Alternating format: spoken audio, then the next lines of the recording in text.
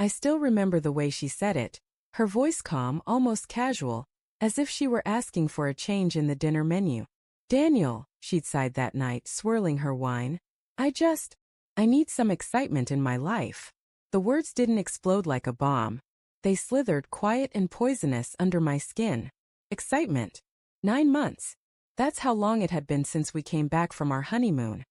A week in Santorini where she cried happy tears on the balcony, saying she couldn't believe she'd found someone who made her feel safe.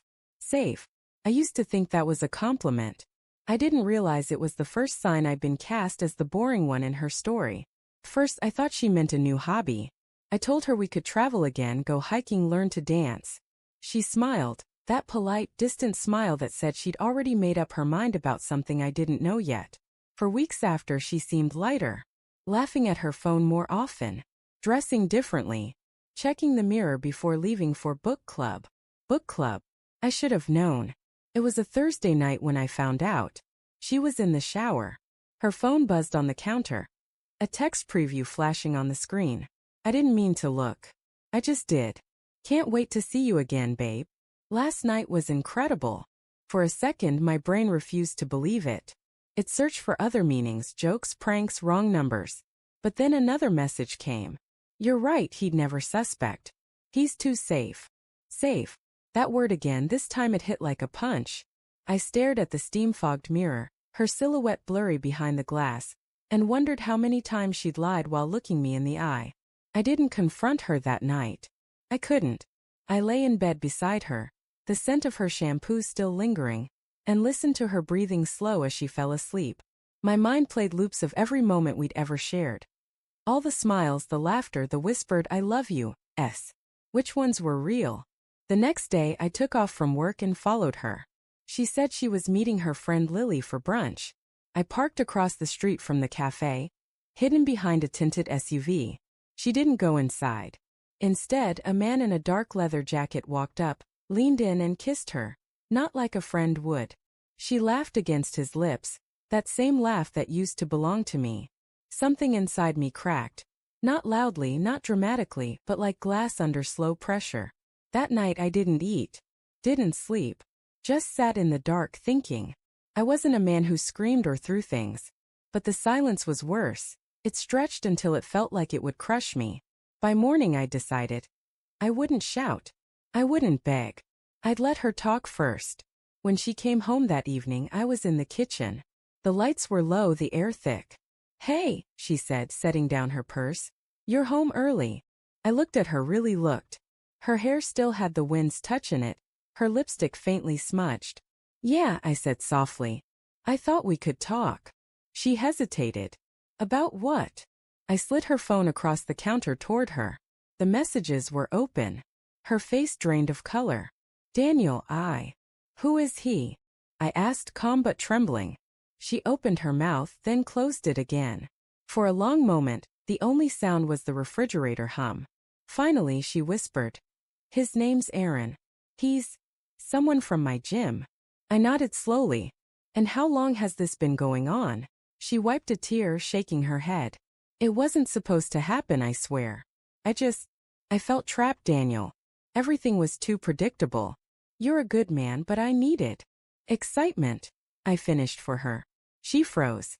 Is that what this is? I asked, my voice cracking. Excitement. I didn't mean to hurt you, she said softly. I lost myself. We got married so fast and then everything became routine. You go to work, I handle the house, and that's enough reason to destroy us? Tears spilled down her cheeks. I'm sorry. The apology sounded rehearsed, like she'd said it in her head 100 times already. The next few days were surreal. She slept in the guest room. We moved around each other like ghosts, polite, careful strangers. She begged to go to therapy, said we could fix it, that marriages survive worse. But every time she said we, I felt hollow. There was no we anymore. One evening I found myself looking at our wedding album. Her smile on that beach, the way she looked at me like I was her forever. I closed the book and realized that version of her didn't exist anymore. Maybe she never did. A week later she came into the living room, eyes red from crying. Please, she whispered.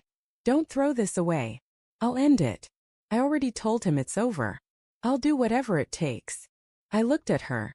This woman I'd built a life with, a future around. And then I said the words that had been burning in my chest for days.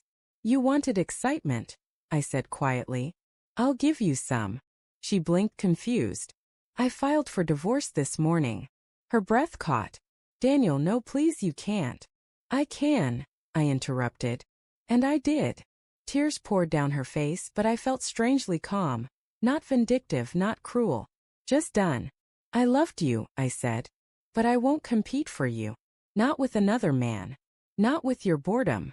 She sank to the floor, sobbing, whispering my name like it could undo everything. But love isn't a magic word. It's a promise, and she'd already broken hers. The divorce took 4 months. She moved in with a friend. I stayed in the house. People said I handled it well, that I seemed strong. But they didn't see the nights I sat awake at 2 a.m., replaying every memory, every sign I'd missed. She sent me a letter once. Said she regretted everything. That Aaron had turned out not to be who she thought he was. I didn't respond. Regret doesn't erase betrayal. It's been a year now. The papers are signed. The house is quieter, emptier, but peaceful. Sometimes I catch myself remembering the way she used to laugh, and it still hurts. Not because I want her back, but because I wish the version of her I loved had been real. People talk about closure like it's something you find. But you don't find it, you decide it.